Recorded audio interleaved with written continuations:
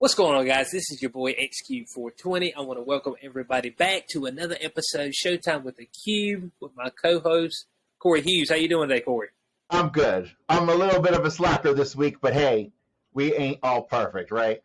Yeah. Everybody can't be perfect, okay? We all have faults, and it's all good. Now, we appreciate y'all for coming by, checking us out. Make sure you subscribe to us on all platforms, whatever platform you listen to us on, podcast platform, the YouTube channel. We appreciate all the support. We're going to be we're going to have a mega episode here. Multiple episodes of The Rings of Power, actually episodes 2 through 4 is what we're going to be going through on this particular show. And Corey, do you feel like it's gotten a little bit better as far as these last episodes? So let me try to explain it this way. So I have acknowledged to myself that this is a woke steaming pile of garbage, but I am engaging in an advanced form of suspension of disbelief, which is allowing me to penetrate past the layers of garbage to try to get to the core story here. And from that perspective, I don't want to use the word enjoying, but I am being able to make it through these episodes without the urge to vomit as much as I was. Tolerate it. I'm able to tolerate it. And to believe it or not, what's his name? Homie with the green eyes, the elf. I'm starting to like his character. Which you talking about? You ain't talking about Arondir, are you? Arondir? The elf who's now being held by the Arondir. Arondir. He's the silent and brooding type, and as long as he maintains that, and then everything should be okay. Okay. We're fine with that. Well, let's go ahead and let's talk about episode 2. Episode 2 was kind of more of the same with episode 1, with it jumping all over the place as far as not having like true structure to the episode. Now, ending off episode 1, and I made a short video about this on the YouTube channel, WTF moment. Galadriel jumps off the ship. Now, at that point in time when she jumped off the ship, there was no plan, okay? Because there's nothing but sea. I don't know how far it is from where they initially sailed from to get to Valinor, but when she jumped off the ship with her brother's blade, there is nothing in sight. I'm like, this is like a impulsive, emotional move that for most people wouldn't pay off. I mean, I want you to tell me what you think about that initial thing. Of course, a shipwreck comes up. Lucky her. You know what I'm saying? But when you initially seen that at the end of episode 1, I mean, what was your initial thoughts? I was confused because they really hadn't done a good job of explaining anything up to that point. And so I didn't know why they were on the ship in the first place. I didn't know why they were upset and turning around. And I sure as hell didn't know why she jumped off. So I said, okay, I'll just roll with it and see what happens. And yes, maybe she had a moment of foresight or prescience, and she knew she would be rescued. Now, I think the big question is, who was it exactly that rescued her? Being that we're commentating on a pop culture show, there's a lot of other people also commentating on this pop culture show. And in particular, the guys over at Nerd Erotic, which really is a great YouTube channel. If you guys haven't checked out Nerd Erotic, definitely check him out. He kind of gave his opinion that, and we'll cover some of these things as we go throughout these next couple episodes, but he kept talking about the guy who saved her. What's his name again? Halbrand. Halbrand. Well, it comes upon the shipwreck, and there's multiple people on that particular piece of wood. Okay, so that's pretty much all it was. It was just a piece of wood. Right. All right. And so Halbrand ends up being a main character, and we end up finding throughout the story that he was a past king of the Southlands. Right. So what the Nerd Erotic guys let slip is that he is most likely Sauron. That every time they referred to him as totally not Sauron in their sarcastic manner, indicating that he's probably Sauron. And they highlighted one point in the show where he stops and he looks at the at the blacksmiths and the big, the fire they smack their metal on, whatever that thing's called, and they pause there and they kind of reference that as a premonition of things to come for him. So whether or not this is true, I don't know, but the Nerdoerotic guys are a bunch of nerds. They know their stuff. So I think it's fair to say it probably is. Right. Of course. Now we had that moment where she initially gets picked up on the ship. We also have going on with the stranger. We're not sure what his name is or what his actual purpose of the show is, that crash landed in the meteor. Nori befriends him, and it's just a couple of weird moments there. You really are not given a whole lot on what this particular character is going to be. As far as it's got this. It has some type of magical powers. That's what we're assuming. Okay, and it is very interested into getting to a certain star pattern. So that's a little vague right there. I'm assuming they're going to make that more well known in the later episodes. We only got 4 episodes left in the season. It's only 4 left. So it's only 8 episodes. So they've got a lot to pick up on to get that kind of side of the character side going, because right now do we know how many seasons they got a deal for? Well, I think it's 5 seasons. So well, I just read that it's 5 seasons is what they are initially thinking. Well, that would be good if this first season is just laying the groundwork for things to come. Then I can kind of understand why the pace is so slow. I can kind of understand their attempts at character development, because all the interactions with the female elf who jumped off the ship, they're very slow building throughout these first couple episodes. And if really we're just laying the groundwork for future seasons, then I can tolerate that a little bit more. Right. Of course. Yeah. So Nori's befriended him. Of course, we find out that it's like strictly against Harfoot, which I guess is they're hobbits, but they call themselves Harfoot, so it's all the same thing, pretty much. Yeah, I think they're like, from what I'm understanding. Yeah, I think they're the river folk who have been referred to. Like, I think Smeagol was one of these river folk people. Yeah. So it's obviously something that is forbidden to do because they want to keep it such a secret. So she's kind of befriended him. All right, and that's a very minute part of this particular episode. They touch on that a little bit more in episode 3. But then we move back over to where they go to Arondir and Browning, which is the lady, and they end up finding the town that's been burnt to the ground. Find a hole, okay, that has been dug in one of the cabins, and just like brave men do, Arondir went into the hole. It's just like, Arondir, but I just got this feeling, man, that you probably don't want to go in this hole by yourself. That's all I'm saying. You might want to have some backup. Can you call a homie? That's all I'm saying. I wanted to get a homie to go down with. Hey, man, I found this hole. Hey, I'm pretty sure there's got to be at least an elf or 2 still around. Maybe we need to go down there together. Let me not jump in this hole by myself. But we end up finding out because Browning goes back to her son, and there is an orc there currently that has busted up through the ground. Now, they've I can't remember if in the original trilogy that they filmed, if orcs were sensitive to sunlight or not. I don't remember that. I believe that they were, because they live in darkness, but it was never overly emphasized, and it definitely wasn't emphasized that going out during the day could kill them like a vampire. That was not really. Yeah. That's what I'm thinking. I'm just like, because this particular one's wearing the skull over the face, and then we see in the later episodes as well, they're all wearing that, and they want to be covered so they don't get sun exposure. Well, this might be that rare species of albino orcs that are all white, who are definitely oppressors. But I don't remember the orcs necessarily being as white as they are in this series.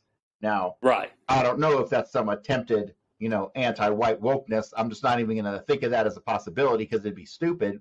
But yeah, we're gonna let that go. We're gonna let that go. We're gonna pretend it's not there. Right. So perhaps they're just some, albino orcs, which come from deeper in the mountain than the regular orcs. Who knows? But yeah, it's a flaw in the storyline for sure, but one that I'm gonna push to the side and not let bother me. So we're not gonna let. Okay, that's fair enough. We won't let it bother us, okay? Even though I am a touch bothered, okay? When I get to the end of episode 4, I'm a touch bothered because I'm like, man, there's a scene right there, and you're like, well, the orcs could keep going, but, the sun's out. So, I'm just like, I just harken right back to, like, are they vampires? You know what I'm saying? Like, it just goes right back to that mental state of mind. So, Browning and her son get into Mortal Kombat. With said orc, with Browning ending up killing the orc, and she had went to the townspeople before that and let them know, hey, something crazy's going on.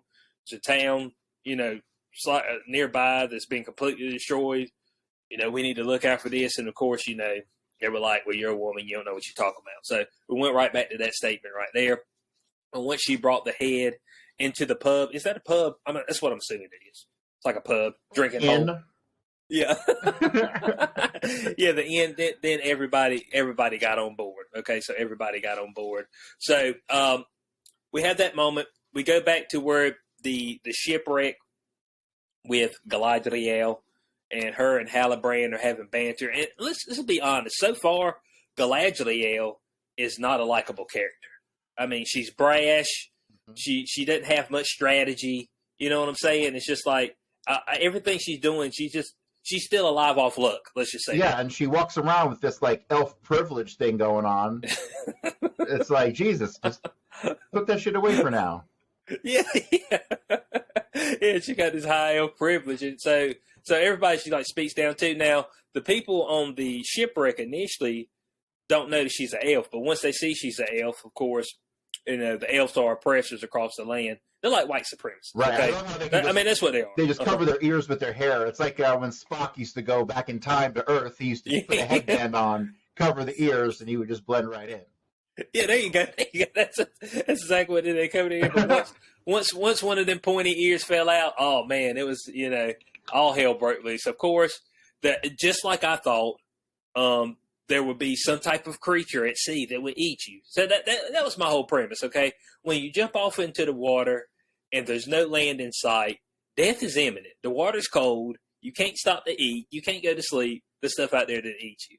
So the worm comes by, and this is what had actually destroyed the people's ship beforehand, and this is why they're on this one little piece of rubble that they're floating across the endless sea on. I don't know what their plan was either. I guess they were just going to float until hopefully somebody came and picked them up. I think that's the only plan anybody had. Yeah, that's the only plan. You're shipwrecked. Yeah. You're just kind of fucked. Yeah. Yeah. So of course the worm destroys the bigger part of their shipwreck, lumber or whatever they're standing upon. And it's just her and Halbrand left. Everybody else gets ate. That's pretty much it, which we kind of figured that was going to happen. The minute that Halbrand actually said his name, you're like, okay, this is somebody who's going to stay in the actual show. You always kind of know that. People who come by and don't say their name, you're like, okay, so they could be eaten, or a flood can get them, or something like orc could kill them, or something like that. So that's our initial introduction to Halbrand. And how do you like the character of Halbrand overall? Well, not having watched the Nerderotic guys talk about him, I would be still wondering what the point of this character is. Why do they keep revisiting this character who seemingly did nothing except for save whatever elf lady? Galadriel. Yes. Yeah. Mm-hmm. So, but kind of having a suspicion that he might be more important in the storyline moving forward, I can kind of understand them keep, going back to him and showing his scenes, particularly when he gets in the fight and takes the little medal from the guy and all that stuff. Mm-hmm. Otherwise, it would be pointless, right? If he's just a nobody character who gave her a ride, then it wouldn't really matter what he's doing. But they keep showing what he's doing. Therefore, it implies that he is more important to the storyline. Exactly. So yeah, so that he's going to bear some type of importance at some point in time, and we see especially in episode 4 where he kind of breaks loose, and you almost see like a vicious side of him. But continuing on 2, the one thing that we hadn't talked about yet is Elrond being commissioned to go to godly boy. All these names, man, they mess you up. Elrond going to Aragon, the realm of the Elven Smiths. So they're trying to form a pact, and so he goes there and actually reconnects with the old friend, which his name is Durin. Durin, right? Yeah, Durin. So he's reconnected, and Celebrimbor.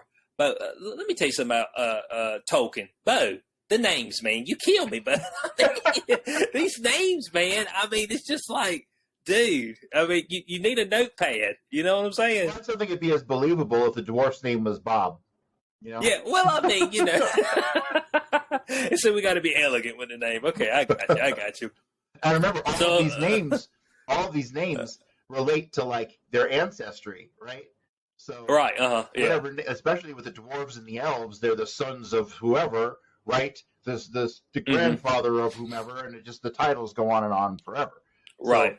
And Tolkien was pretty on point with getting the names right as far as lineage go, but I think all that is wasted on our sub 100 IQ society in 2022. Yeah, there ain't no doubt about it. I mean, it's just hard. Look, I mean, I'm gonna be honest. I mean, you about got to write all the names down. I mean, just to get the spellings right, get how to say them. You know what I'm saying? You need a speech coach. I mean, it's all good, dude. It's all good. Hey, look, I said that the world is one dwarf and that one elf. Yeah, there you go. The chick who cuts off the forehead, that's her name. Yeah, I've always said that the world's missing strong names. You know what I'm saying? I mean, so maybe we need to bring back some of these strong names. You know what I'm saying? I hated a chick named Bronwyn once. Did you? Yeah, they called her Bronzy. Oh, okay. Well, hey, that's what the chick in here is called. Was it spelled the same? Bronwyn? Yeah. Oh, well, damn. Yeah, that's one lingering. Yeah. Parents must have been Tolkien fans. Yeah, she must have been down with the old ways. That's all we know, with the old ways. Oh, she was down with the old ways, all right. Oh boy. Okay, so Celebrimbor, he's commissioning Elrond to go and talk to his friend Durin because he wants to build a forge capable of creating powerful objects. Now I wonder what these powerful objects will be. You know what I'm saying? They couldn't possibly be the rings of power now, could they? Do you think it could be? I mean, I'm just wondering. I mean, I'm just throwing that out there. They may or may not be doing that. So Elrond goes, and of course, as opposed to Galadriel, Elrond does not use brash tactics. He's always very cunning in his infiltration of areas. Have you noticed that? He talks through things, whereas Galadriel is just like brash, like, oh, I'm going to go grab my blade and fight me to the death. It's just like everyone's like, calm down. We can talk to some people and she must have missed the elf etiquette course. Yeah, that's it. I mean, that's the whole thing. So Elrond, I say per se, would be displaying more feminine characteristics in his approach of trying to get things, as opposed to Galadriel is more of a masculine, like, hey, I'm in here and I'm gonna get the shit done. If I got to kick your ass, that's what I'll do. You know what I'm saying? Yes. Well, obviously that stems from the fact that she's a woman elf and she's been discriminated against her whole life and has a lot of just angst towards men in general. You got a good point. Yeah. I mean, I'm not going to take your point away there. I'm not going to take your point away at all. So, of course, he ends up going through there. He's trying to commission him. He ends up being able to. Well, he doesn't initially is able to talk to Durin, but they have I guess this is the way the dwarven tradition is to beat rocks until the other person can't beat a rock no more. I mean, that was That was wild to me. Like I was, it's like, yeah, we're gonna have a contest of men and bring out hammers and rocks. I'm like, what? The feeling that Elrond was getting pranked. That's what I'm thinking. The stupid elf. Yeah, it's just like, and I think I think Elrond could have kept going, but he was like, if I keep going here, what am I actually proving? So let me try a different tactic as opposed to a tactic of strength, like I'm overwhelming somebody. That's why I say Elrond, for me, he would be more of somebody you need to look out for, because the way he approaches trying to get things done is more cutting and sinister. Yes. So the one reason I think we should talk about why he had to go through this contest in the first place, and ultimately it comes down to the fact that Elrond is a horrible friend. He's just a horrible friend. He hasn't come and he hasn't visited his dwarf homie in 20 years. And so initially he tries to play it off as, well, 20 years is the blink of an eye for an elf. Yeah, well, it is. I mean, the dwarf is like, fuck you, I don't want to hear it. You ain't my friend. Now pound rocks, literally. That is kind of the way it went. Well, I mean, hey, in Elrond's defense, he is right. I mean, it's like 20 years. What's that, man? I mean, that ain't nothing. We live for thousands of years. Unless somebody stabs us, then we can die instantly. I'm like, hold on a second. See, so hold on a second. So your body can withstand the age of time, all this time, but Bo, I mean, if I poke you in the rib cage, that's it.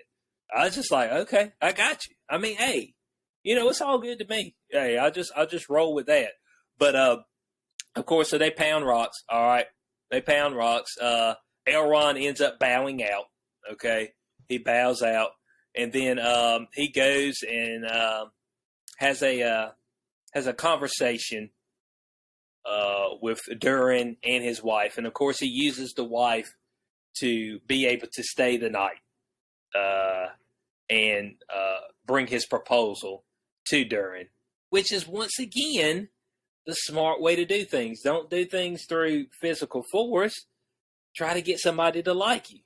So I was like, I mean, that's his whole premise. He's like, man, I could be physically abrasive here. I could call the elves down here. We could get shit done. But how about I approach this in a better manner? You know what I'm saying? So one thing I need to, and I might be mistaken here, but correct me if I'm wrong. We never, ever, ever see dwarven women in The Hobbit or the trilogy or any of that stuff, because I don't think so. I thought dwarven women were hidden away from the rest of the world, right? Like no one's ever allowed to see a dwarven woman, right? Like they were, like they're like Ferengi women on Star Trek, literally naked, hiding in the bedroom the whole day, right? So that I thought was kind of strange that we had dwarven women at all. Like I don't think there's any I don't even think there's any mention or references to dwarven women other than they're never seen in the old lore. So, but if I'm mistaken there, someone please correct me. Yeah, you may be. Well, I'm just trying to think back, and I now that I think back, all throughout the Hobbit series, which it was nothing but men. Mm-hmm. That's pretty much. I mean, that was pretty much it. So, I mean, that may be the case there. That may be the case there. But of course, they can't not have dwarven women because that'd be sexist in 2020. Well, or whatever fucking year it is. I mean, hey, well, I mean, you got a good point. Okay, you got a good point. All right, so I mean, that's just the way things have to be. All right. So they kiss and make up. Durin reluctantly allows Elrond to stay the night because of his wife. Let's just be honest, because otherwise he was going to use his pride. He was already escorting him to the door to kick him out, and yeah, so Elrond wooed the wife to allow him to stay. Smart move, okay? Smart move. And what they say, a happy wife, happy life, something like that. Yeah, something like that. Yeah, something similar to that. So the particular episode ends with Galadriel, and well, there's actually two parts to the end of this: the Galadriel and the Halbrand on a really small piece of lumber. Okay, it went from one that could sustain about 10 people to like a two person raft, and so there's a massive storm happening. Galadriel reaches out for Halbrand's hand. Some reason she's tied to one of the posts, and she falls in the water, and she looks unconscious when she falls in the water. Okay, Halbrand, because he's a good guy, I guess. Maybe he might be a good guy, or maybe he's not. Maybe he's got ill intentions. But he goes down there and he saves her. All right. Now this is another WTF moment in this, because when he went down to save Galadriel, she was knocked down unconscious. So she wasn't trying to untie herself from the rope or anything. But when they came back up, she swam back up as if she was awake the whole time. I was just like, is this just something that y'all missed in the right? It's just an oversight. I'm like, but she was just knocked down. Well, obviously, we've seen that there is a distinct lack of quality control amongst the writing staff. So yeah. So in that case, hey, I'm just letting y'all know for the future. He should have actually swam her back up to the top, put her onto the raft, because she was still knocked down. Just for future reference, okay? CPR, a lip-to-lip moment, you know what I'm saying? And then she can wake up and ask him what the hell he's doing. That's what I was expecting right there. And so the actual, this second episode ends with Arondir being in the cavern, and all of a sudden something grabbing him from behind. Okay, so that ends episode 2. We move over to episode 3. All right. And we see that Arondir has been captured, and he is in the orc construction camp. Now, it looks like they're just having elves that they captured, humans that they captured, actually create taverns so they can maneuver through through Middle Earth, through the Southlands. That's what it looks like they're doing throughout that. So, how'd you feel about the? I thought it was very interesting with the orc construction per se, and I don't know why they couldn't have done that themselves. Why they would need to capture people to do it. Well, obviously, because they needed to capture people to create a story arc. Okay, but, I got you. No, you're totally right. In reality, the orc should be doing all the fucking work, because there's obviously an orc hierarchy, right? Mm-hmm. Yeah, right. Mm-hmm.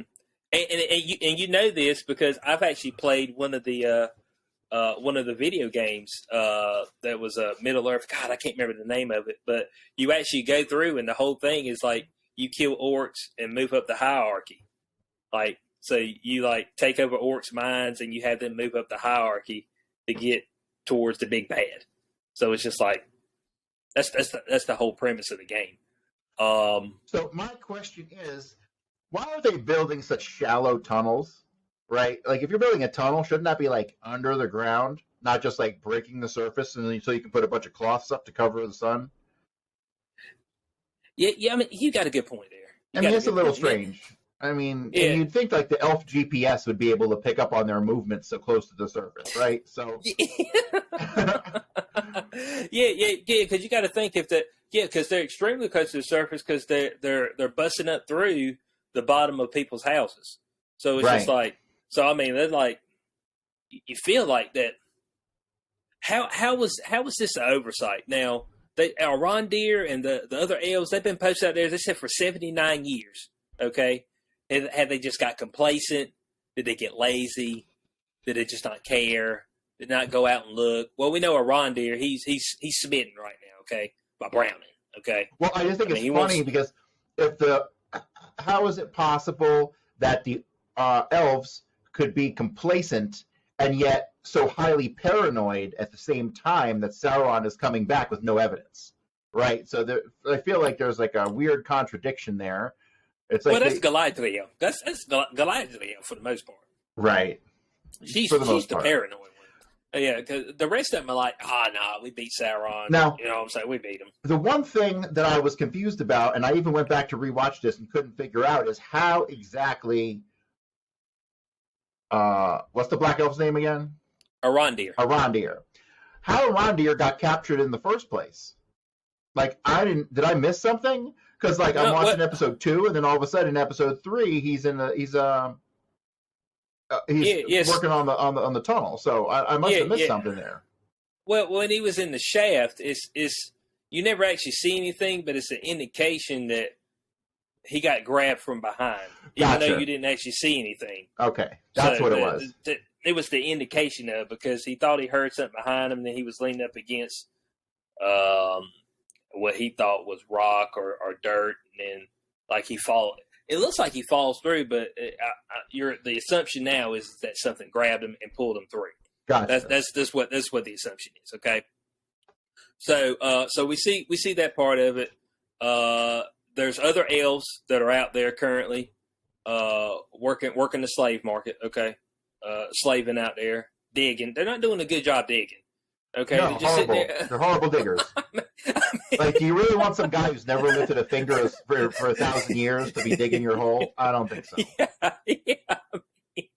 Y'all got to pick some workers, man. They got to get some strong men. You know what I'm saying? They got to be bunch of kidnapping elves. like Hillary Clinton and then wondering why she can't dig a ditch.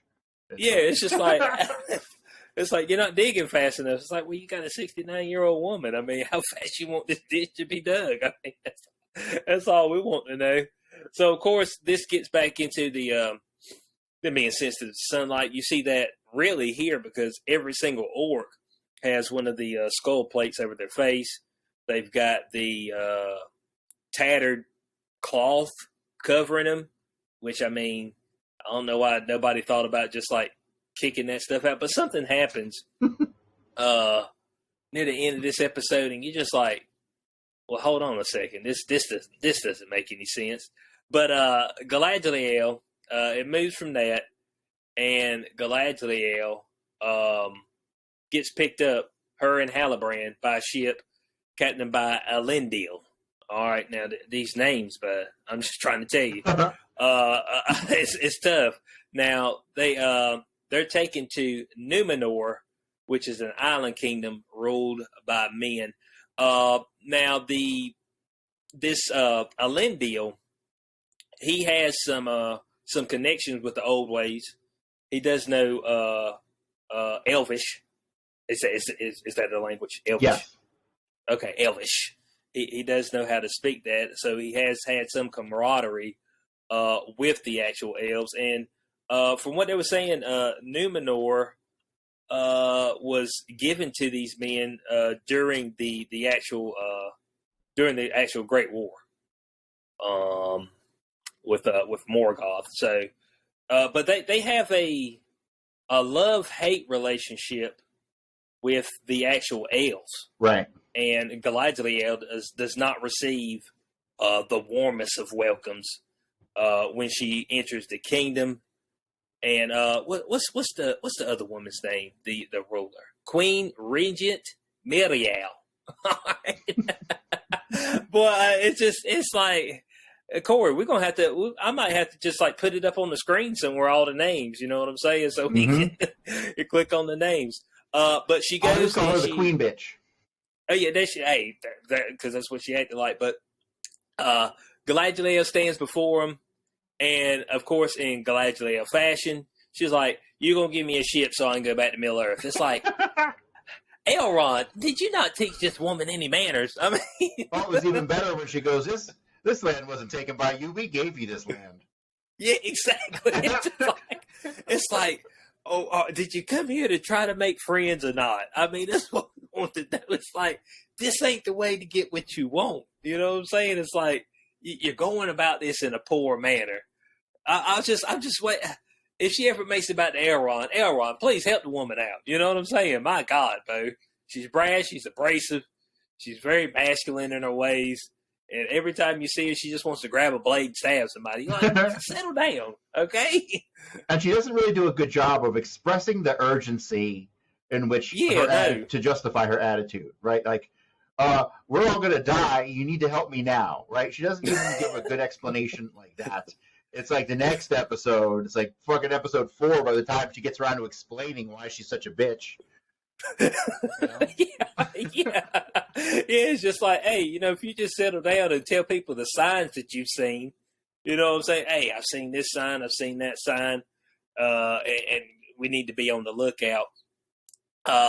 So of course they let her and Halbrand roam the city for the time being, and Elendil mysteriously takes her to the place where they have all their scrolls, and they show Sauron's symbol, and they're like, "Oh, this is a symbol of the Southlands." I don't know how they came about to that. You know what I'm saying? Right. It's just like, okay. So I have to assume that this area of the Southlands is going to become the land of Mordor. That's kind of what I'm getting. And okay, yeah, and that would make sense if Arondir, the ship guy. Oh no, Halbrand. Halbrand. I keep thinking Halliburton every time I hear that. Yeah. So it would make sense if he ends up being Sauron, and he was originally from the Southland. He would want to make Southland his home into the new home of evil. So that kind of makes sense there. But he kind of seems like he didn't want to leave. Right, but remember when he says when he first gets there and he's talking to the elf bitch, he's like, "Can you see how much opportunity there is here?" So I think he sees opportunity to gain some sort of foothold or grow his strength or his acceptance among the people to maybe convert them later. Who knows? Because as it stands right now, it seems like he's on his own, right? He doesn't have the forces of darkness behind him. And if he were to get scooped up by the orcs all of a sudden, I don't think they'd be wanting to hear that he's Sauron, right? You know what I'm saying? So they'd be like, whatever. Right. Get back to work, human. Right. Yeah. So they make that connection as far as Sauron's map is actually a map of the Southlands, where a new realm for their evil plan. Okay, because you can't be an evil dude without an evil plan. You can't just be an evil dude just walking around chilling. You always got to have an evil plan. Right. That's what I do know. Okay. I mean, he hasn't even killed any cats or anything yet. I mean, come on. Yeah. Let him step on some bugs or something. That's what I'm saying. So we go through this this actual episode, and it moves back to the Harfoots. Now, I will say one thing: the first two episodes, I thought the pacing was absolute dog shit. It's too just okay. Here goes this company people. Here goes this company people. Here goes this company people. Okay, let's go back. So I thought that they allowed each one of the storylines to breathe, as far as allowing more progression within a particular storyline before you moved over to Arondir or to the Harfoots. What do you think about that? In reference to episode 3? Yeah, episode 3 and 4. I thought that because in some of these episodes, they don't even put some of the other characters in them that much. Right. You know what I'm saying? No, the pacing I thought they allowed it to breathe. The pacing I thought was fine. The storyline started to move along at a reasonable pace. I think it's a shame it took to episode 4 to kind of see where things are going, and we really haven't seen where things are going because we don't have the humans agreeing to help the elves yet. That might come like episode 7 or 8. But based on the pace that we're seeing, I'm not anticipating having a holy shit moment this season at all. Probably not. Yeah, probably not. I mean, the only thing right now is the kid with Sauron, which I'm assuming is Sauron's blade. Right. It has to be Sauron's blade. It has that little symbol on it, right? And it reacts to blood. And it reacts to blood, right? So he stuck himself. Yeah. He got stuck with it. Was that how that worked? Yeah. He poked himself. So when he was fighting the orc, when him and his mom fighting the orc, he poked himself, and the blade started growing out. So I thought that was pretty neat. Now the sword, I'm assuming, is able to change sizes, right? Kind of like the ring did when they held the ring in the trilogy. Depending on who was holding it, it was really big or really small, right? Right. So this blade has to be similar because Sauron, in his full armor, is got to be 10 foot tall, and he ain't using no little toothpick like that.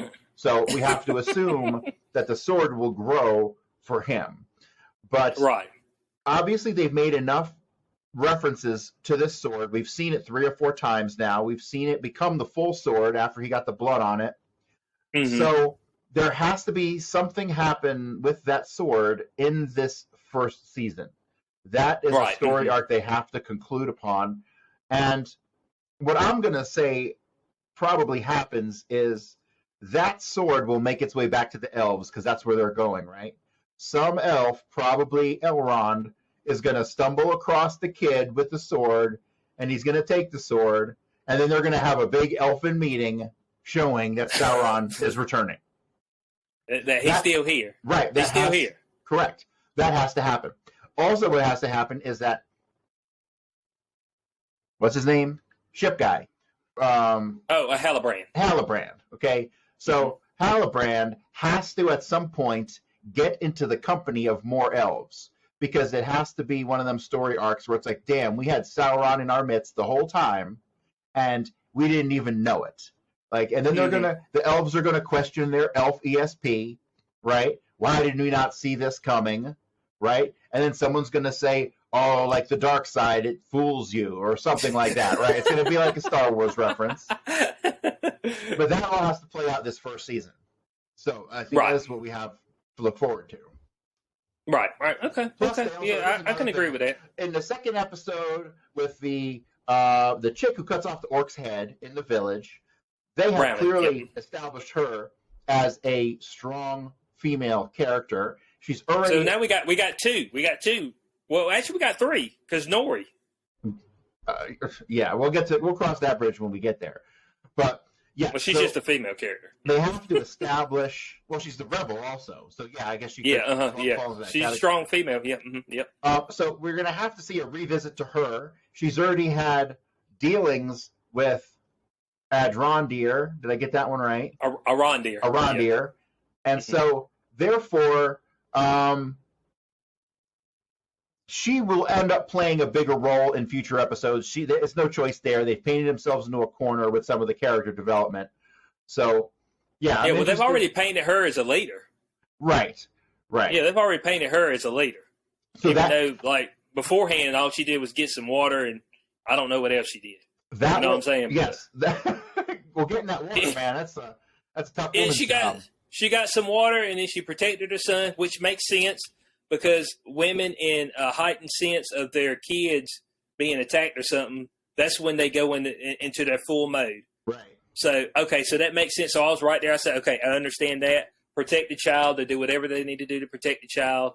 But then all of a sudden, bam, I'm the leader of all these men. It's just like, just out of the blue. You know, it's just like, they ain't never listened to her before. Right. All of a sudden, well, that's what happens in Amazon world. So, yeah. Okay.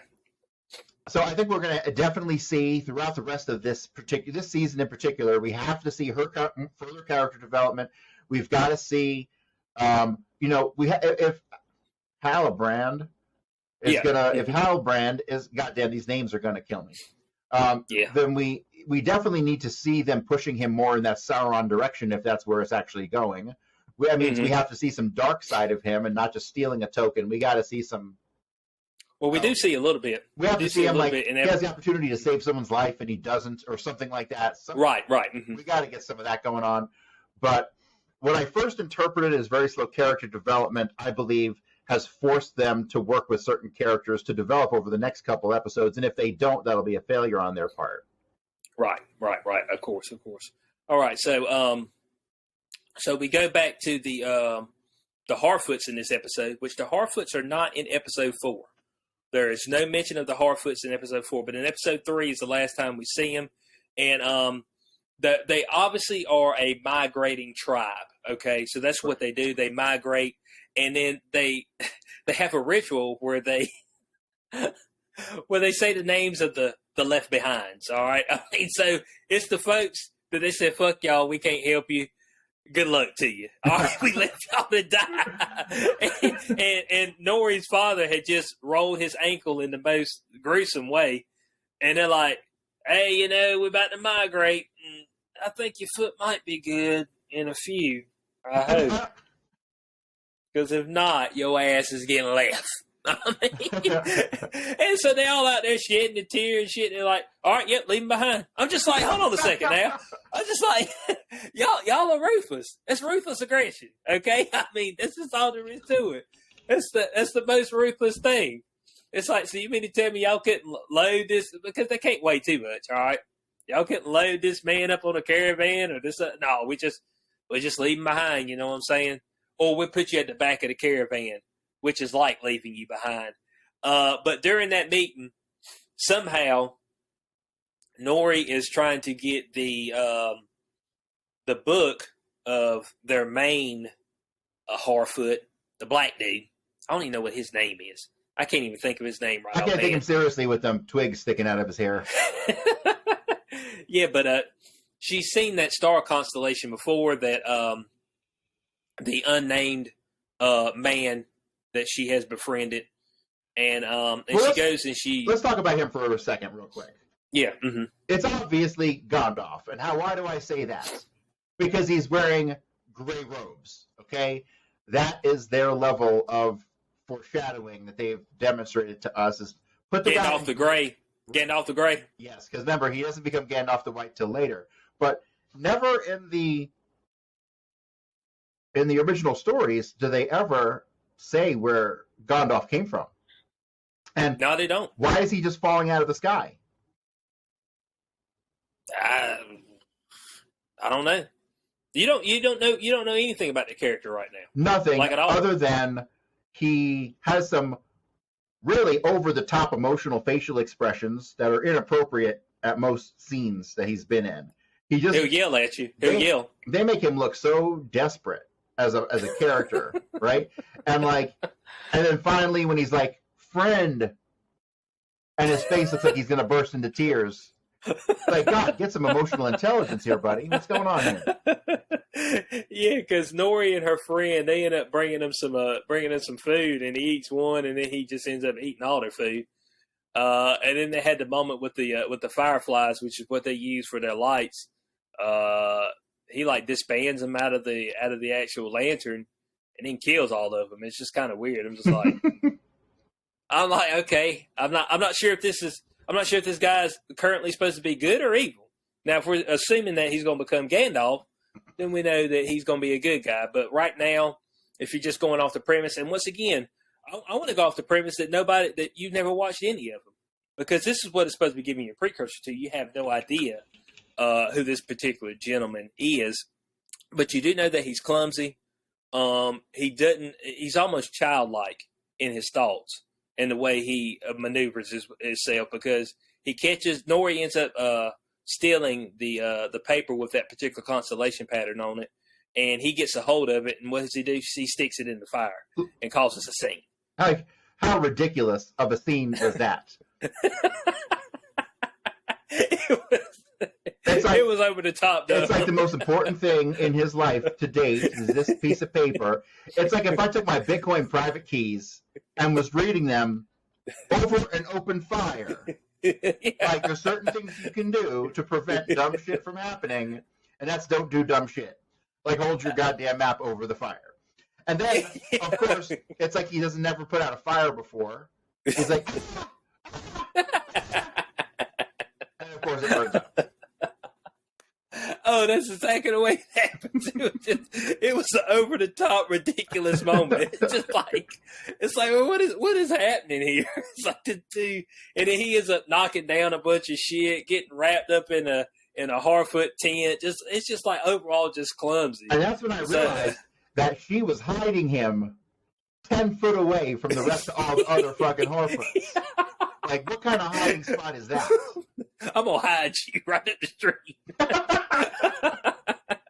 Hey, hide. Where you gonna hide me? Right up here in this closet. It's like, hey, I'm still here, though. I mean, I'm gonna move at some point in time. I'm gonna have to. I'm gonna fart or something, you know. So it's gonna be hard. It's gonna be hard to stay concealed. Okay, so that causes a big ruckus. Obviously, Harfoots, they want to stick to their kind. Okay, they don't like outsiders. All right, but seeing how Nori is young, all right, we don't want to exile her from the group to death, because that's what they do. They just kick you out of the group to death. They say, we'll allow you and your family to proceed along with us at the back with your dad's broke-ass foot, okay? Which is AKA letting them die. I mean, that's pretty much what it is. Yeah, so I want to point that out real quick. Like, so far, what we've seen is that this show promotes a whole lot of racism. Like the Harfoots don't like outsiders. The humans don't like the elves. The dwarves don't like the elves. I mean, nobody likes anybody, and that's all I'm getting from this show. And when we're gonna pour over into episode 4 right here in a second. It has a moment where I'm like, oh man, this arc is back to like, another word, but I'll say that once we get to that point, which is great. But from there, we get back to Halbrand. All right, and this is where he has his moment. He's trying to craft. He wants to be in the guild to craft a weapon. Now, what kind of weapon he wants to craft, we do not know. But he cannot get into the guild to actually do any type of ironsmithing without one of the sigils or the gilded brands, whatever they say. All right, so he tries to devise a way to do that. He's at the local pub. Him and and some other gentlemen start having words, and he's like, because he is a thief. All right, he stole Galadriel's blade back from Elendil in the castle and gave that back to her. So he is a thief. So we know he does have sleight of hand, and so he actually befriends us. Oh, drinks for everybody, and then he steals one of the brands. Now, in that moment, he walks away and thinks he's clean. But the men realize, oh shit, he just stole one of my brands, one of the guilds. So the men confront him in the alley, and that's where you see like almost a different side of him. Once he got hit, it's almost like he snapped into like a whole different mode. Right. Like he broke the dude's arm, he smashed the one dude's head into the brick wall. Like he really he got after those dudes. He tore them up. What do you think about that moment, and what it foreshadows for his character in the future? Yeah, I think that moment was key because it showed a darker side. Like he didn't have to break that guy's arm, but he did. He wanted to. Yeah. Yeah, he wanted to. Yeah. Right. So yeah, we can see a little bit of darkness and mystery growing in him, but the show itself has not given us any direct references to whom he might be. Right. Right. And they keep saying, and Galadriel, of course, she goes out there and she says that she believes this is the former king of the Southlands. Right. Now, okay. I don't know what information she has to make that conclusion. I don't recall them ever hinting at that. Do you recall a moment that they hinted at that? Not exactly. But I think she asked him about where he's originally from, where he resides, and then she kind of just makes connections and inferences to the Southlands and him being the former king of the Southlands. Of course, he beats the hell out of those guys. The guards come and they capture him and they throw him in the prison for the time being there. So that kind of ends that particular moment right there. For Halbrand, that's pretty much all we see of him in that particular episode. But I do think that was a key moment right there, as far as showing like, hey, this guy's got some skill, and he's also got a little ruthlessness about him. Okay, so we see that he's got sleight of hand. He's also cunning and can actually be very charismatic. And then when he needs to be, he'll chop your head off. Right. So he's got like the perfect package to be a villain. All right. So that's what you need in a villain. That's the perfect package. So he's kind of got those makings of like, this might be a guy we need to look out for in the future. Now we got back to Arondir to end this particular episode, and him and the other elf, I get there, Rivian, all right. They decide, hey, you know what? We busting out of this, okay? We busting loose, all right. We sick of this shit. Let's get some orc ass, all right. And so they proceed to fight the orcs, and they fight them very well. Now they let loose the hyena dog. That thing was absolutely like fucking crazy as shit. I mean, I was just like, why do y'all have these rabbit beasts just laying in the back? It's all these orcs. They always have all these rabbit beasts that might eat them laying in the waste. That's all I'm saying. I just don't. The way this thing like comes out and attacks, I'm like, are we sure that it'll only eat like what you want it to eat, or it might eat you? I mean, that's just been my whole premise of the animals that they got out. What do you think about that particular creature in that fight in general? I thought it was okay. Again, suspension of disbelief is extremely important here. Forget about all the flaws that the show has brought to us thus far, and just try to enjoy the little moments. And so that's kind of how I'm approaching this. And that scene, kind of ridiculous, but hey, it is what it is. I am. Yeah. This is what I can say is I'm curious. They're doing a better job at getting me to want to tune into the next episode to see where things are going. Whereas at the end of the first and second episodes, I still was like, I don't care. But now, now I'm like, okay, where are they going with this, and how are they going to pull it off? So we've already seen that they have done a phenomenal job with settings and the backdrops. Not as good as the movies. They don't have that movie. Well, I would say they don't have the movie budget, but I think they have a bigger budget than the movies. But the sets don't look as clean and on location as they did in the original trilogy. In the original trilogy, which was, I think everybody in the world can kind of look at that and say it's probably the best trilogy that's ever been put out as a whole. They spent most of their money like flying to on location places, right? Like New Zealand and Australia and all those mountains. Well, they did this one in New Zealand. You know, then if that's the case, then why are they using so many artistic backdrops? Like, there's one scene in the fourth episode where they probably because when they recorded it, they recorded during the disease that should not be named. We're not going to name that disease on this particular podcast, right? Yeah. So. Yeah, I think I've seen far too many, and like they've tried to highlight this. In the fourth episode, there's a scene where they're in the Dwarven caverns, and they didn't have to, but they zoomed back to show the scale of it, and it was completely like poor artist renditions as opposed to something that looked realistic. So right, okay. I mean, I'm okay with that. I'm fine with that. I thought the fight scene. Okay, you can go ahead. With the trilogy was just so. It was glorious, vast. It was big, and it felt big. And when they were walking up a mountain, they zoomed back on it was a real mountain. You know what I mean? Like it just felt grander than they're portraying in the show so far. Gotcha. Yeah. Besides the crazy hyena dog, I actually could have dealt without the crazy hyena dog. Because I mean, it just immediately ate a couple folks, and then it was rendered useless right after that. But I thought the fight scene was pretty good.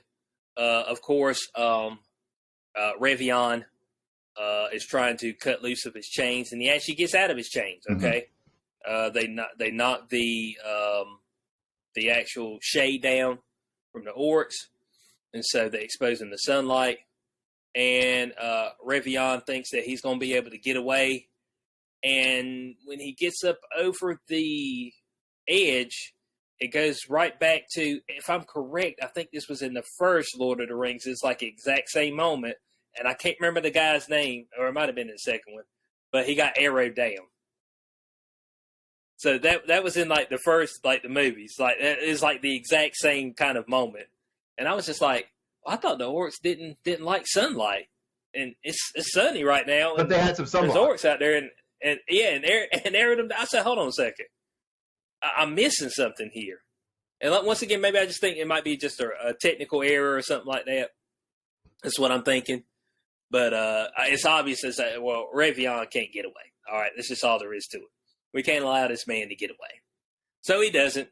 That's where he dies. They pull Arondir back down.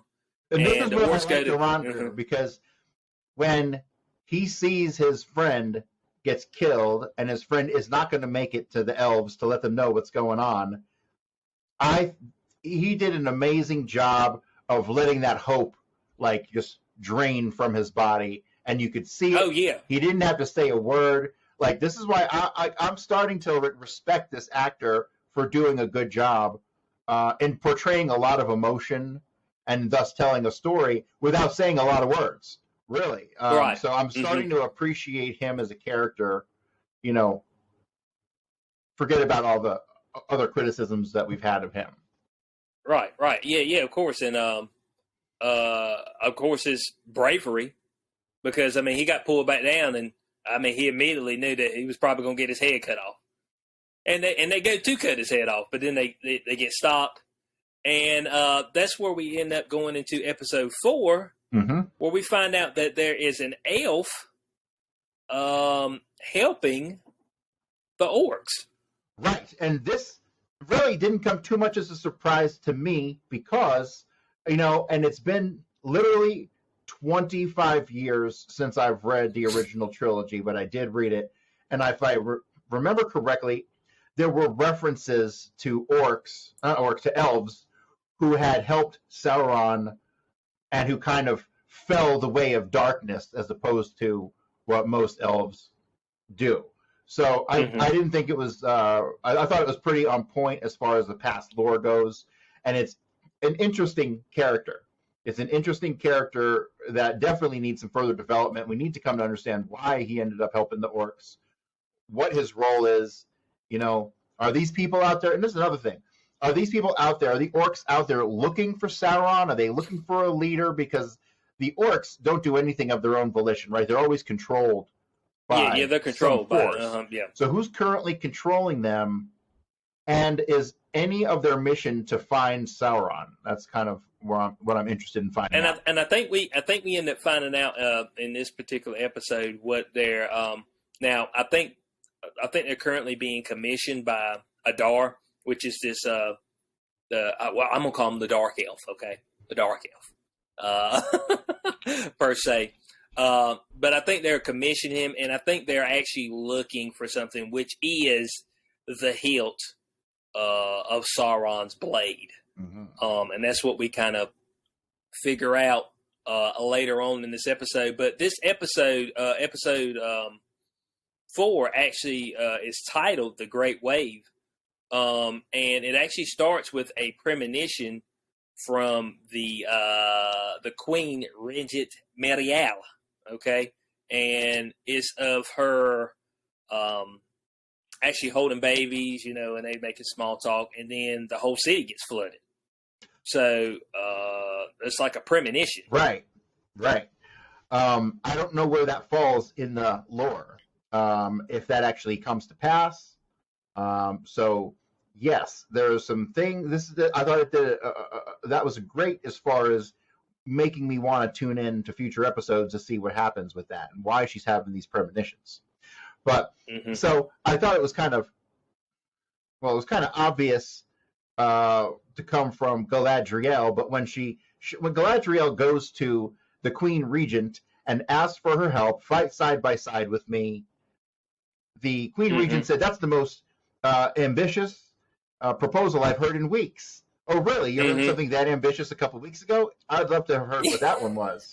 Yeah, that's what I know. I was like, have you heard something better than this? But I love how she doesn't get her way. She goes, "Enough, bitch. Get me your dad, who's the real ruler of this town, not some phony-ass regent." Right? Yeah. It's like Galadriel. What are you doing? I mean, right. She's guaranteed to end up in the Clink, which is exactly where she ended up, in the Clink. It's just like, it's like once again, you being brash and rude. That ain't gonna get you anything. That's what I'm just like. I guess at some point in time she's gonna have to become a little bit softer. Because you think that this woke crowd would have gone the, "Hey, let me hit on this Queen Regent and get her in the sack, and then I'll get whatever I want from her." There we go. I mean, they're pushing that agenda, so they could have gone that direction. They didn't. She chose to stick by her guns and be a total bitch. And yes, but obviously, this is what I'm predicting for the next episode. The actual king, who we haven't seen yet, he's going to come forth. And he is going to have heard about these rumblings. He's going to. Oh, well, no. We did see the king. Are you talking about that old white guy in the middle of? Yeah. I mean, technically he's the king. The chubby white guy who's talking to the crowd and saying that the elves. Oh no. She's actually at her. Remember, she's at her father's bedside. Galadriel breaks in, so that happens. Yeah. Galadriel breaks in, and she's had her father. I guess her father's like sickly or whatever, and so that's why nobody's seen him in however long. Mm-hmm. See, that could have been a good. That could have been a good setting the storyline for the Queen Regent to have killed her father and was just taking over the land anyway and wasn't the real true ruler. So. Yeah. Now the part you talking about when the guy goes out there and petitions the crowd, you know what I'm saying, with this great speech, right? Bo, the folks out there are like, elf lover. But where have I heard something like that before? It might start with an N, end with an ER, and might be lover at the end. I'm like, Bo, I mean, if we talking about abrasive racist elf lover, I was like, elf lover. They might as well just said fucking elf lover. They might as well just said that. I was like, nigger lover. That's what I thought they were gonna say. I was like, damn, Bo, I mean, just drop the N-bomb on them. Just let the N-bomb fly. You see, these woke fucks are the most racist people on earth, and like the whole woke culture is to try to make them feel less guilty about it. I swear that's what it is. Yeah, it's just like, dude. I was like, man, this kind of rings familiar. I mean, yeah, think it kind of rings familiar. You know what I'm saying? I mean, that's all I wanted to know.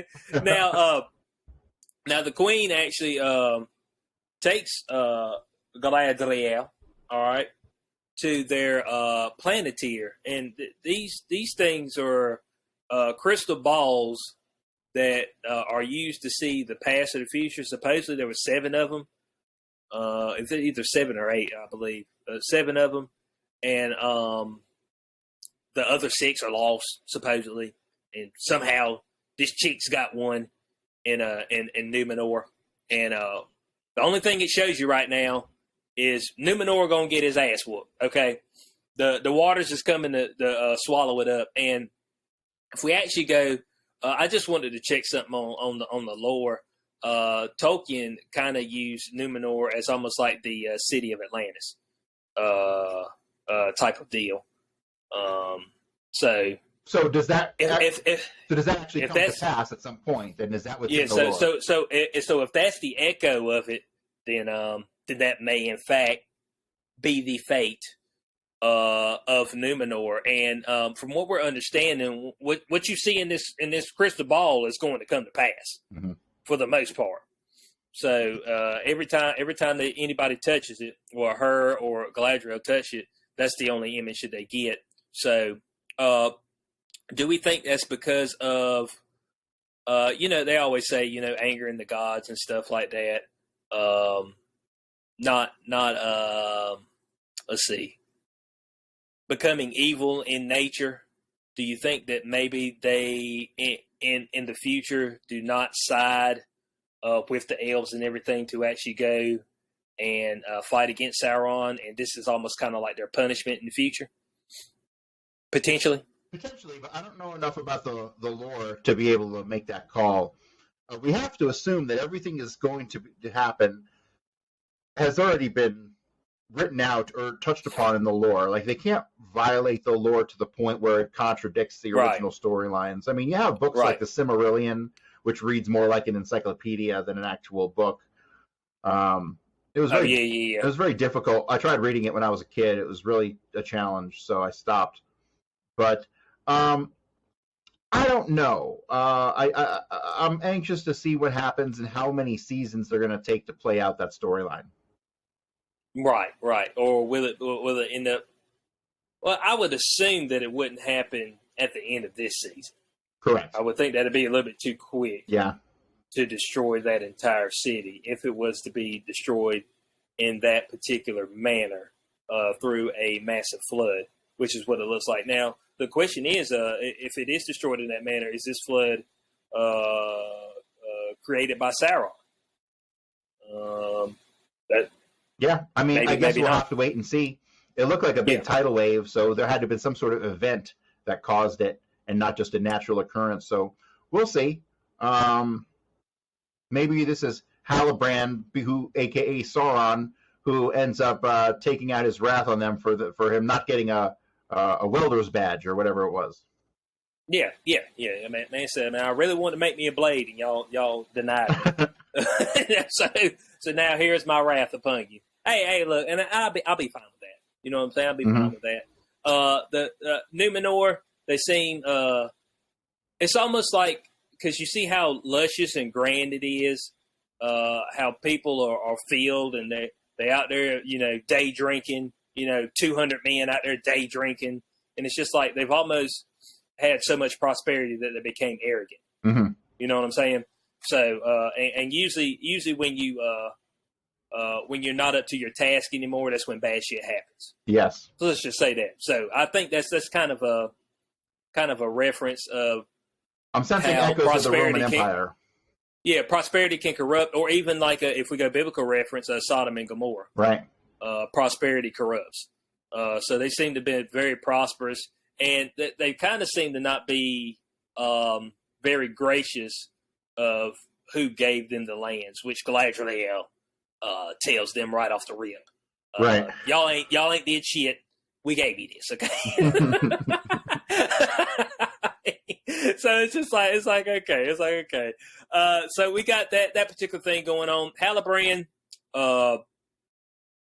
he wasn't really a major factor in this. They do him and Galadriel have a moment where they're talking in the cells when they were in there together just before she breaks out, and of course the scene where they're about to escort her out, it's just like, Bo, that's 5 dudes right there. All 5 of y'all got thrown right into the cage. You know what I'm saying? I mean, it's 5 dudes. I mean, the man went to put the cuffs on her. She done whooped all the asses. Then slid them all right in there. I said, damn. Well, she got that super secret elf jujitsu going on. Yeah, and she probably had at least 1,000 years worth of training. So, oh yeah, I mean, you know what I'm saying? Well, how old is she right now? Probably 1,000. Oh yeah. So you don't look a day over 20. She said, 1,150 years old. He said, holy shit. It's nice to meet you. But we move over. We go back to Elrond and Durin. Durin has actually been doing some digging that is forbidden, and Elrond figures it out because Durin's wife flat out lied to him. All right. Oh yeah, he's going to the quarry and this and that, and Elrond's like, man, it take you 2 days to get there. You know what I'm saying? From here, he ain't take none of his equipment with him. Oh well, a dwarven man like him can scale it in 2 hours. It's like, right. Elrond's like, right, man, I know I'm better than this dude, man. Don't be talking to me about this crazy shit.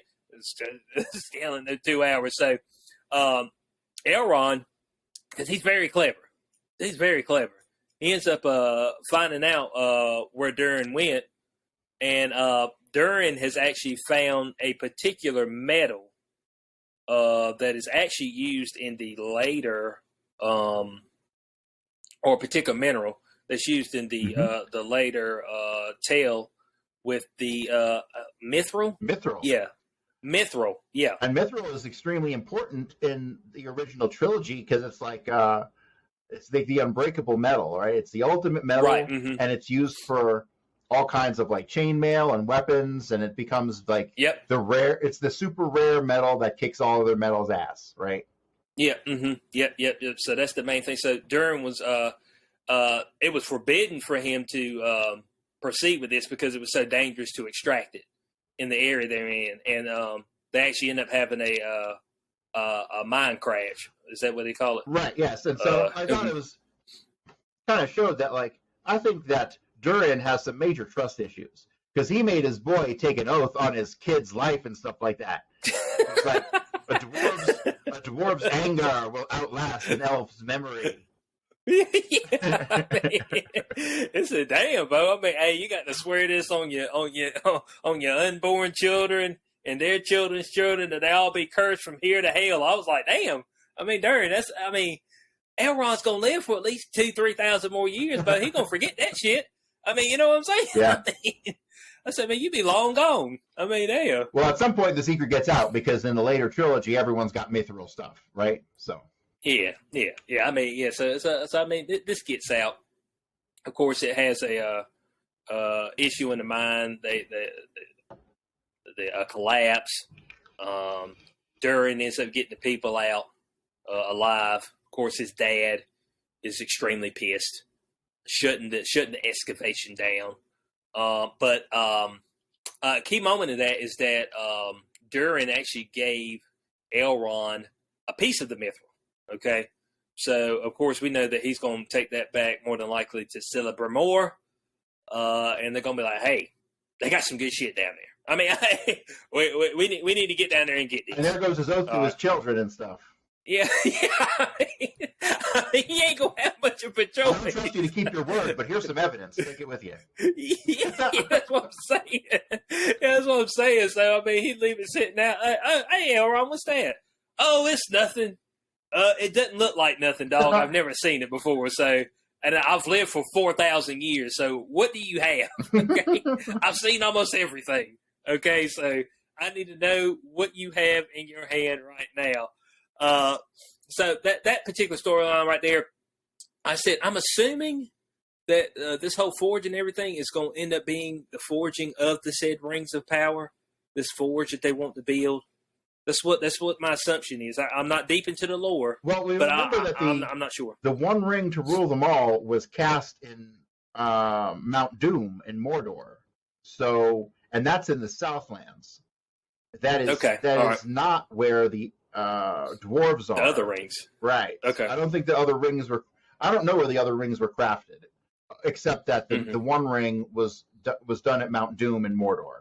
Hence why he had to go and hurl it into the lava. Oh, into the volcano. Right. Yeah, that's the only thing that could take it out is that one particular volcano. Okay, that's it. Mm-hmm. So let's walk for 3 movies to this volcano. The walk to the volcano. That's what it should have been the name of it. But we go back to Browning. She has actually brought the people and other people in the surrounding towns to where the elves were originally stationed. So from what I'm seeing there, it looks like the elves have officially left. I guess Arondir was just like a straggler at that moment. Right. But it looks like the other elves have left. And they don't have any rations. All right. And that's usually what happens in these movies. A whole bunch of folks get together, they ain't got no food. All right. So movies, TV shows, you just get random people together, they ain't got no food. So they're trying to think about how to get food. Of course, she's telling the men to go hunt, which I feel like the men would know to go hunt anyway. It's just like they could have just written into the script that they weren't hungry. Yeah. Just write that in. We're not hungry. It's just like, yeah, but I just find it funny. It's just like, what kind of men did you have in the area that they're like, how are we going to eat? Well, so, obviously, the men going to have to go out and do something. It's just like, y'all got to wait for this woman to tell y'all might need to go hunt for some food. And they made every excuse in the world not to go hunt for anything. Oh, well, if I kill one rabbit, you know what I'm saying, or kill some rabbits, we're only going to be able to eat for a day. It's like, well, damn, that's one more day. I mean, hey, that's something. Let's try again tomorrow. But they just like, so her son and his friends sneak out and actually are going to find rations, which is like, okay, so we got a couple men, even though they're boys. So they go out and they go back to the deserted towns in the nearby area and start collecting food. Now, Browning's son, of course, he makes a key error, which is walking into a deserted building. I don't suggest that for anybody. Okay, mm-hmm. I'm talking about present day, right now. Some deserted building, don't walk into it. All right, what do you think about that, Corey? I agree. Stay out of abandoned buildings. Yeah, I mean, it's just asking for bad shit to happen, okay? Yeah, you're probably going to find a gang like out of Samaritan that's taking up occupancy in it. Yeah, yeah, you walk up on some shit you didn't need to see. Now you're a part of it. You're like, damn it. All right, so he actually gets into another confrontation with an orc, okay? Now, this time, as opposed to him being slightly cut and blood pouring onto the sword, he officially stabs himself in the arm with the sword, and we see it grow almost to full length. Mm-hmm. And he uses that to fight off the orc, and the orc automatically notices what type of blade he has, and they make a call out, say, "Hey, he's got the hilt." So it's obvious that this is something that they've been looking for a while. Even though everybody thought all the orcs were dead, obviously they've still been around, and I'm guessing Adar has been on the lookout for this particular hilt. What are your thoughts on that? Oh, yeah. So it's just all too convenient the way that this blade showed up out of nowhere in this kid's barn or storage facility for grain or whatever it was. It turns out the orc recognized what it was. Mm-hmm. And getting that information to other orcs would seemingly be number one priority.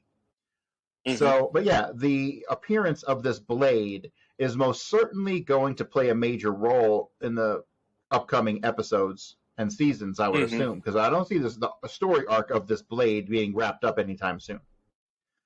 At some point in time, that blade will make its way to Halbrand, which might kick off his Sauron-ness. Yeah, the question is, did Halbrand stash it there in that particular town? Was he in that town? Hey, that's a good question. And we don't know anything about him prior to him being on that ship. And Galadriel's speculation that he's the king. Mm-hmm. So, yes, it might take some outside research into the real lore to determine the answer to some of these questions, like, is he Sauron? Was Sauron once a king of men? Mm-hmm. And what was that backstory? So, I bet you there's like less than 10 people watching the damn show who actually know the answers to this stuff. Yeah, exactly. So hey, we're gonna figure out the answers together. That's what we do. So the now we don't know what other type of power this particular blade wields. The only thing that we see is that it reacts to blood and it becomes full form once it draws blood. But it seems to revert back to hilt form afterwards. So I don't know like if that means some major phallic overtones with this fucking sword here. It grows with strength. You know what I'm saying? And then reverts back to its original form. Yeah. We could say something like that, Corey. I guess I can get on board with that. Now so we don't know the extent of his powers there, of course.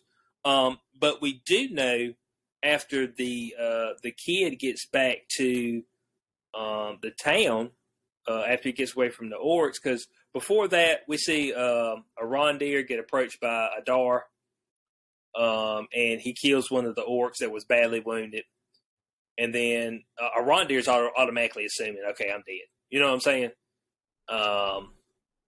Of course, seeing how. I mean, his name's, it's a little bit too early to kill a main character, so he's probably not going to die here.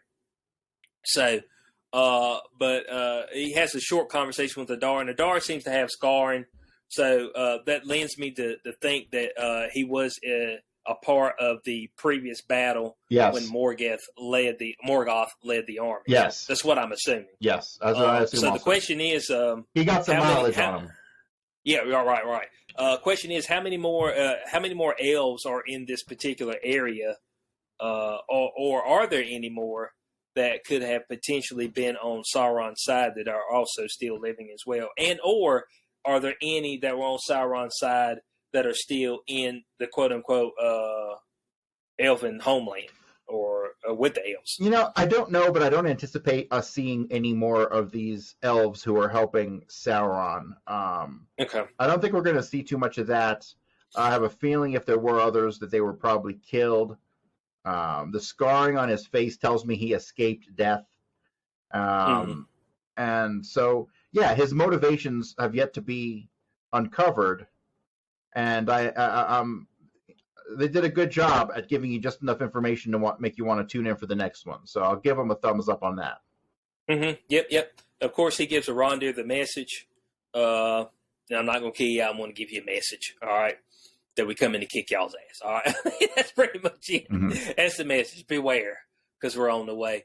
So the kid is trying to get back to to the people in the at the tower where the elves once presided. Of course, he fell in the well. That was a really good place to hide, I guess. Probably not, seeing how folks drink water. He had that pail hit him in the head. It's like, how long can you hold your breath? You know what I'm saying? It's just like, that's like, man, you just in a bad spot, bro. That's all I know. He was in a bad spot. Of course, his friend hightailed it. Mhm. His friend hightailed it, but gone. I mean, ghost immediately. I said, damn, Bo. I mean, some friend of you. I mean, I won't go on an expedition with you again, okay? I do know that. Hey, Brown and Son, don't pick him for your next expedition, okay? Because, damn it, Bo, I mean, man, leave you high and dry. But he's right there. Of course, it goes throughout the day. He hides. He gets out the well.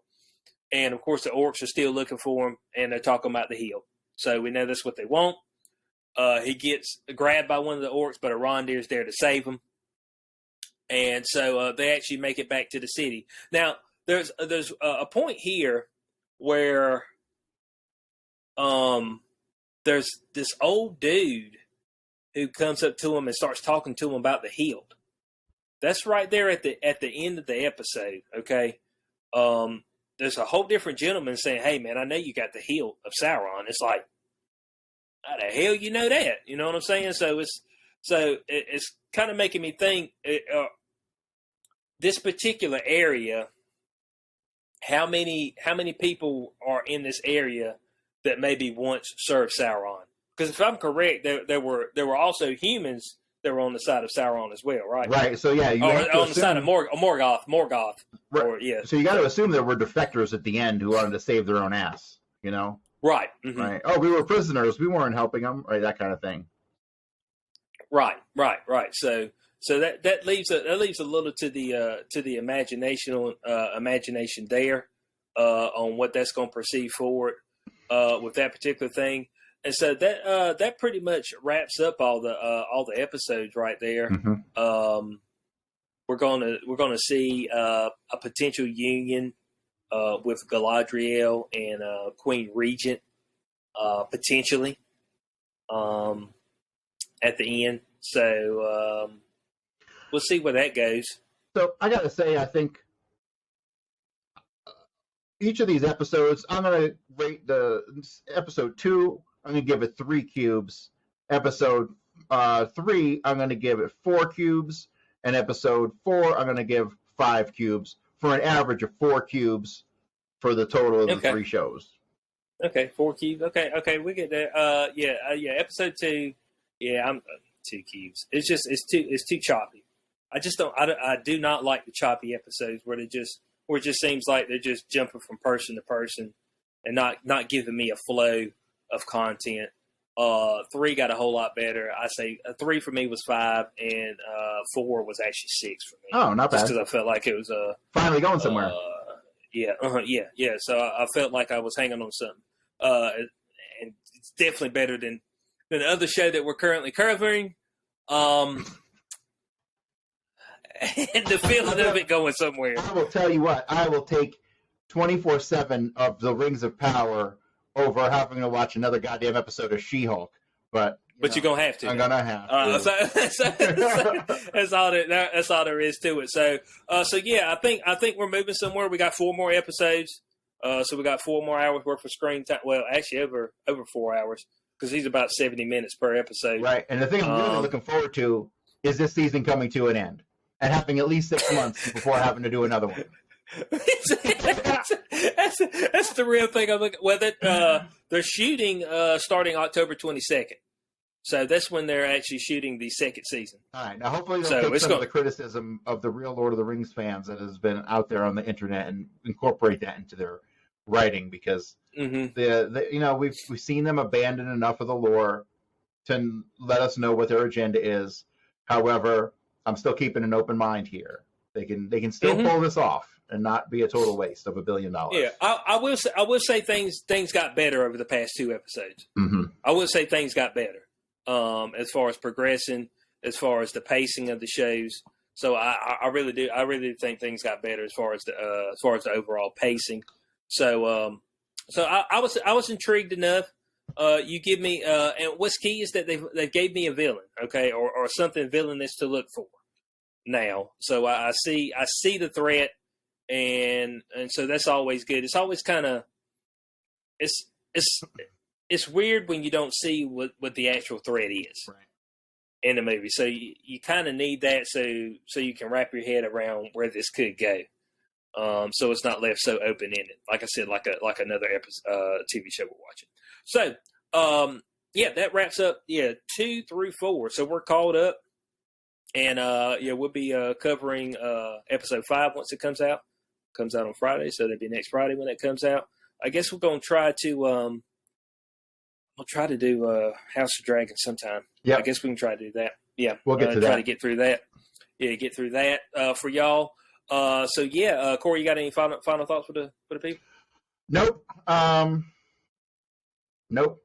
I sure don't. Just tune into the next episode where we're going to be reviewing She-Hulk episode 4. Will be the next episode we do in the next couple days. So. Yep. So we'll be reviewing that. So we appreciate y'all. I'll be doing small clips on the YouTube channel. So go check that out. There's going to be some variety up there as well, not just movie reviews. So go check that out. If you listen to us on podcast platforms, we're on pretty much all of them, and we appreciate everybody who listens to us there. Helps with the bills. You know what I'm saying? Mm-hmm. You know what I'm saying? So we do appreciate y'all there, and we're gonna catch you on the next episode from your boy SQ420, my co-host Corey Hughes. We will see y'all there. Yep. Peace out. Peace.